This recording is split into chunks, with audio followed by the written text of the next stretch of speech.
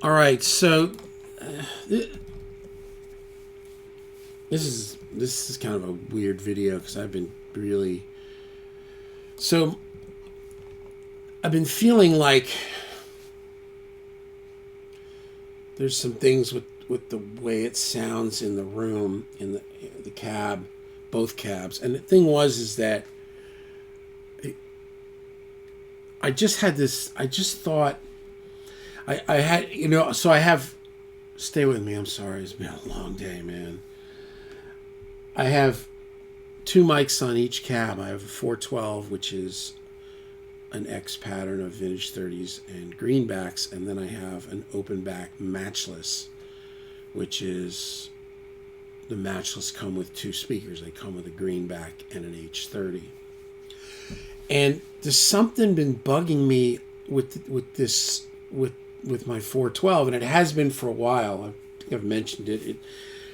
And it's like my friend was listening to it. He's a really, really talented producer here in Nashville, and he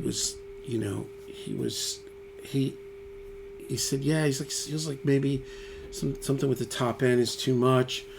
So what I did was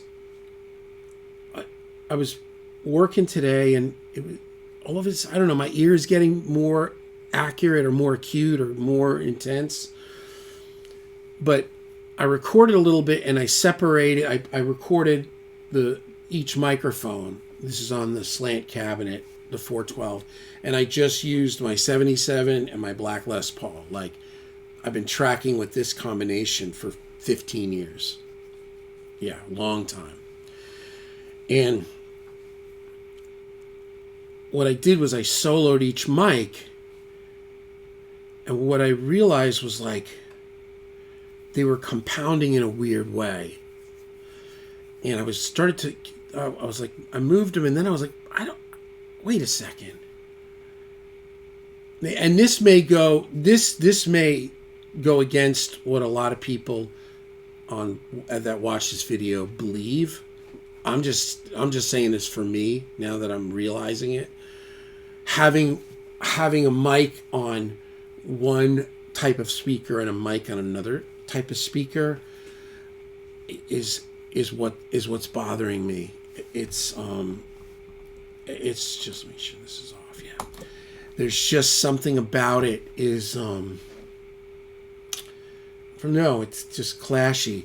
So here's the 77, and this is with the top end backed off on the amp, presence down, everything, with my 77, and it's the top microphone is a 57 on the vintage 30, and then the bottom one is an M160 ribbon mic on the greenback. And this is bugging me. So here it is. It's just this thing. There's a can't even. It's like right.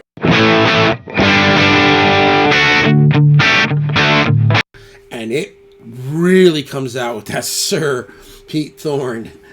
So what I did was I think that I don't like greenbacks. That's just what I think it is. I think that I've come full circle. I never liked greenbacks. My old assistant, Johnny Wooten, pushed them on me so hard. And then I got, so I think there's something about the top end on greenbacks bothers me personally. And again, people will say, oh, that's what this band used or what that band, in the 70s and the 80s. And keep in mind, all those records that we love that are plexis and all this stuff, they're all recorded at tape. All that top end is shaved off. If you've ever owned a tape machine, I've owned a Studer and a console. It's Pro Tools is different. You're not getting any love from digital like that. And plugins are not quite the same. So anyway, going back to this, I'm sorry, I gotta end this. This is crazy. Here's one mic on each speaker. Yeah, there's like this thing. Now here's both mics on the Vintage 30.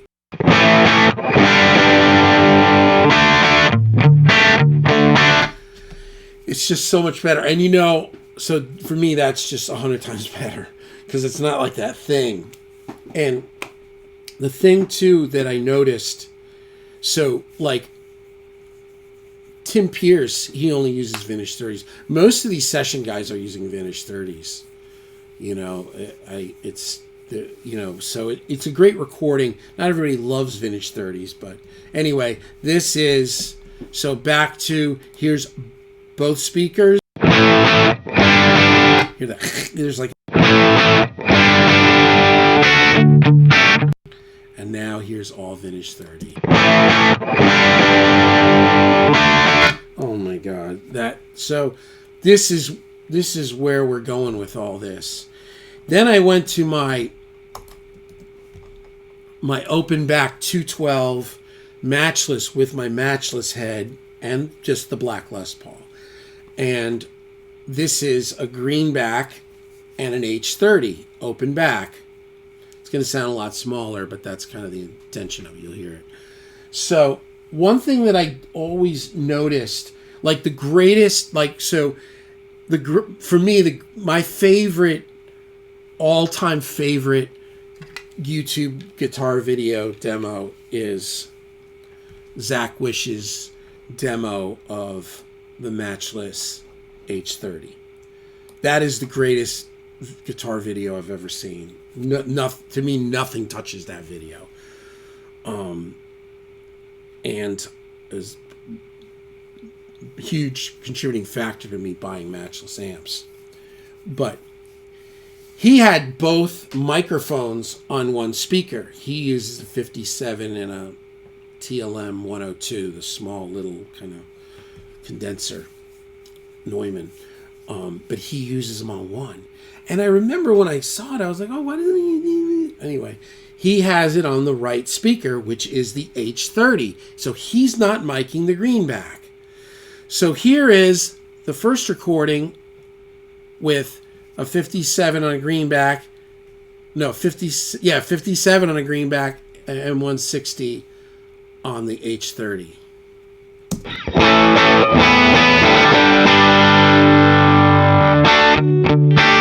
And now here it's all H30.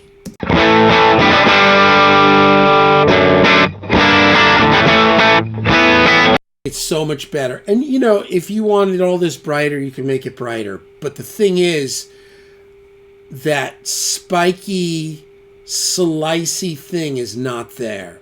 This is what this is about for me. Because when I even hear, and this more subdued with this cabinet and this and the matchless, but I've been feeling it. Here's the two speakers. Like, wait a minute. It's like there's just something, the way it perks out. Right there. If I did that with the Surt, I would be slicing and dicing your head, right? Now, all H30. Yeah, look at that. Just beautiful to me. Yeah, and there's the exact riff. So much nicer as opposed to... Yeah. So, I just wanted to share that with you guys. And, a lot of people probably love blending speakers. I've always, for the last 20 years, been blending speakers. And, I know a lot of speaker cabs. What's funny is I was looking at cabs the other day, and a lot of cabs that used to be more blendy, like a lot of like the Bogner would be like Vintage 30 and that G75. I look on it, they're all just Vintage 30 now. There's like one that does a blend, but most of them now are all Vintage 30s. I was looking at some Friedmans. They were all either just Vintage 30s or just greenbacks. So, I don't know. But anyway, that's the game plan. So here's the 412 with just Vintage 30. Oh, that's just so much better. And here is the matchless with just H30. That's not the right guitar for that. Like that, you would crack out the Strat would really be just like, really bring that Matchless thing to life. So anyway, I hope you guys enjoyed this video.